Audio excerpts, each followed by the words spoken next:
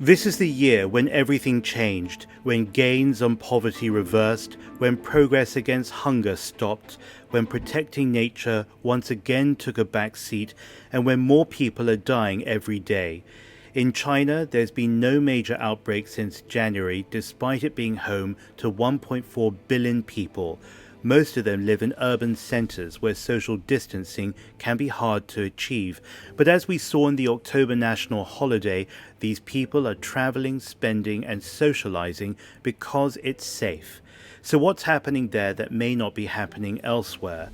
Masks are not about freedom or choice, and almost everybody is willing to put one on. They understand that protecting yourself means protecting each other. During the lockdown, I interviewed Lena, a teacher who didn't leave home for 76 days. First, she said staying still and not moving was a way of slowing the spread. Second, it was her way of respecting the health workers and the patients they were trying to keep alive. And third, she saw it as her responsibility. Listening to leadership allowed her to contribute to the response at a time when she could have felt helpless and frightened. A survey by Edelman showed trust in leadership growing to a peak. At 95%, it was also the highest level of all countries in that global survey.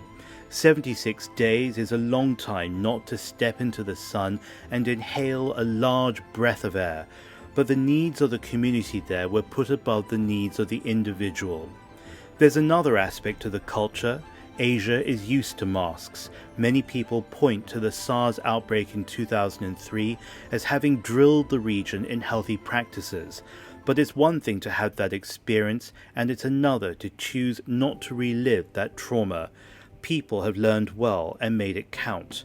Leadership at every level matters, and in this pandemic there are many examples of meaningful solidarity. Small outbreaks in cities like Beijing, Qingdao and Shanghai have been snuffed out before they could take root. In June, a few infections in Beijing were traced to a seafood market. That area was sealed off and everyone was tested. It was a localized form of lockdown, impacting very small numbers of people while the rest of the city continued to operate. In October, 13 cases were detected in Qingdao, but because of them, 11 million people were tested in 5 days in a citywide program. No further cases were identified, but it was an exercise in preparedness and reassured people that the response was working. Health workers used a 10-in-1 sampling approach, and laboratories in surrounding areas were brought in to speed the process. But before you test, you need to detect, and in the case of Qingdao, about half of the 13 cases were asymptomatic, which indicates that the city's alert system is effective.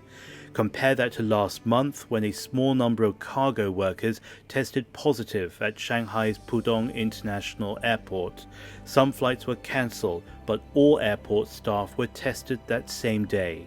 So each experience is unique, but common to them are testing, treating and isolating. And in China, they're communicating with the public to put them in the picture so that fear, anxiety and rumour have no opportunity to spread.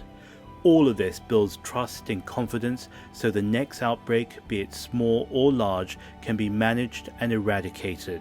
It's true that we may need to live with this pandemic for a while longer, but we don't need to be overwhelmed. We can catch up to it, we can outpace it, and when we do so, we save lives and we save economies.